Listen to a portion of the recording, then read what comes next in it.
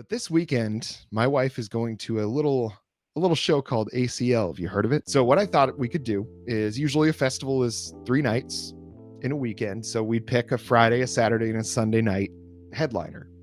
So we can start. I kind of sprung it on you right before the show, so I'm definitely putting you on the spot here. But I have faith that you're going to come up with 3 strong possibilities, and certainly nothing anybody out there can disagree with. So Alex, what do you think about your Friday night headliner? And I guess like kind of what do you look for in your festival headliners?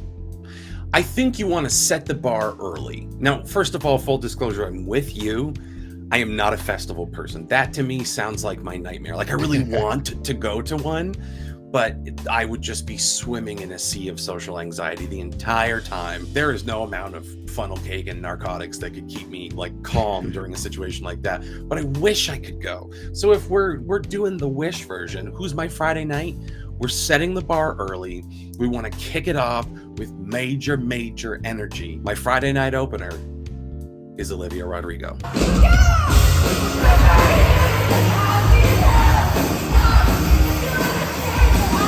Ooh, that's a good one. I definitely considered having her for that. And I think she's a great pick for a festival because you got to have somebody that's got just like hits, because a festival set is different than what a regular set is going to be for you at any old concert. For example, I've seen Coheed at both festivals and at regular shows, and as well as their kind of album tours. And like, there's a distinct difference in the type of songs and performance you're getting at each of those. My first choice, and this was when I opened it up, that we could choose the Dead as well. And I'm going Prince.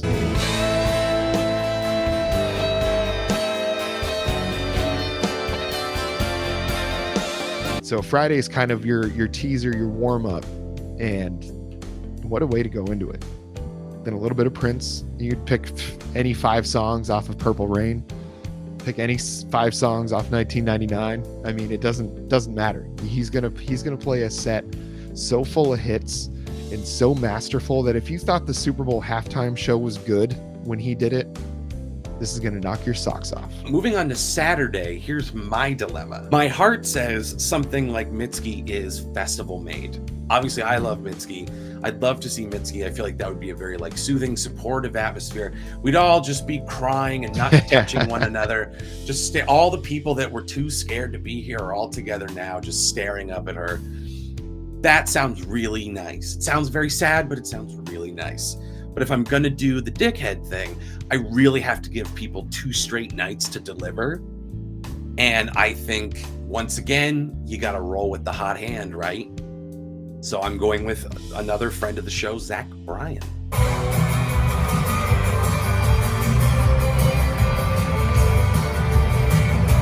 Oh, that's a good pick. And that actually, I think I'm going to change up my Sunday night pick now, because I was going to choose it was either going to be Tyler Childers or Sturgill Simpson. But I'm not going to, I think Zach Bryan is a great pick, and I think it's better to get more stuff involved. Because I think that's built for it, for festivals. That kind of big, bold sound. I think that's absolutely kind of built for it. Now I think my Saturday night, I think I'm going Beyonce.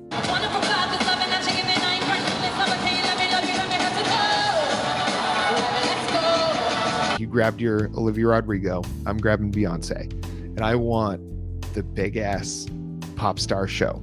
Like, I want the whole spectacle. I want to feel like I just witnessed the rebirth of a nation. Going big with these. Mm-hmm. Coming at me with both barrels with Prince and Beyonce. Yeah, that would be hard to top. So that begs the question: what's your Sunday night then? What are you bringing it all home with? My Sunday night, and I may be stretching the rules a bit, but we make the rules here. Oasis reunion.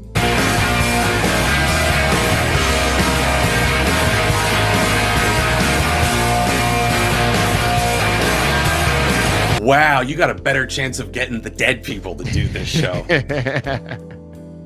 Wow. I can just I can picture being in that crowd Sunday night when they start that opening riff to What's the Story, Morning Glory. My goodness. My goodness. I mean, and then obviously they're going to play Wonderwall in Champagne Supernova. I mean, those are going to be so prime at a festival with a festival crowd. And it's like, it's rocking enough to be exciting, but it's not so intense that it's like, oh my God, I got to deal with this after, it's not like it's Slipknot after a whole weekend of music, Well, and don't worry, because it's going to be about a 7.5-minute concert. The second song is going to be Wonderwall, and they're going to get halfway through it before they get in a fist fight, before there's blood. Yeah, and I mean, that would be cool just in itself to say that you were there for that. It's like 18 million people say they were at Woodstock 69, so you can actually say you were there for something cool. Well, what are you going to pick for your Sunday night? Do you go with something obvious and say, well, if you're going to ACL, you got to see Willie? Could certainly do that kind of thing. But there again, we are playing with house money because we make the rules. And what does every festival need but a rambly-tambly jam band? I say that if we can reach into our bag of tricks and pick the Dead, I'm picking the Dead, baby. I was walking around Grosvenor Square. Not a chill to the winter, but a nip to the air. I want the Grateful Dead, but I don't want in their prime young musicians. I want sad towards the end Dead, like peak heroin Jerry. Like Touch of Grey. Just, yeah, I will get by. Yeah. He wrote that when he came out of a diabetic coma. You're going to sit here and tell me you wouldn't love to hear him tell that story live to a bunch of Zoomers? Did he seriously write that when he came out of a coma? He went into a diabetic coma, and when he came out of it, he was like, I saw fractals and God, or whatever the fuck. I'm Jerry Garcia. And Tanner's going to get so mad at this. But yeah, he came out of his diabetic coma, and that was like the revival of the Dead, like end of the 80s into the 90s. But it ended up killing Jerry Garcia because he was like the mayor of a traveling city. He couldn't leave his hotel room. So what do? Peanut butter and jelly sandwiches and heroin, baby. It sounds like Good Friday night to me. And we're going to send that guy out on stage for a bunch of Zoomers who paid for Olivia Rodrigo. They paid for Zach Bryan, and they're gonna finish it with the hat trick. The Grateful Dead, raised from the dead, reunited for one night only, and they're just gonna take it off the rails. Flat fucking vocals.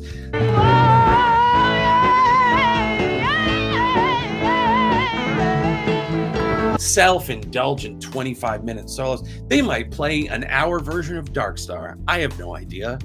I guess we'll find out when they play the final night of ACL. That's honestly, I don't know if there's a more perfect Sunday night band than the Grateful Dead for that. That would be a hit at ACL with that crowd for sure. Oh yeah, everyone just standing around there while they do Uncle John's band, and they're just like not sure what to do with it. Yeah, and there's so many there. I see so many young kids wearing like Grateful Dead shirts and stuff, and I'm just like, you don't want to be associated with that. Like, you think that's cool. And I was like, and it's not even about, you don't know who the Grateful Dead is. Like, they could very well listen to them, but I'm like, you don't want to be associated with that. Like, you haven't been where I've been, player. Yeah, let me tell you. Some of the worst people I ever met were the biggest deadheads you've ever seen. It's the people that make it their whole identity that you have to watch out for. Mm-hmm. When they like look like Jerry Garcia and they're wearing a bunch of like ratty tour t-shirts and stuff, you look at them, you're like, oh, you're gonna be a problem. You're probably gonna take your shoes off on this bus and put them up on the back of the seat in front of you, and we're all gonna have to smell your clamshell toenails rotten in the midday sun, baby. And that's yeah. But if you like Grateful Dead like Tanner, then that's perfectly acceptable.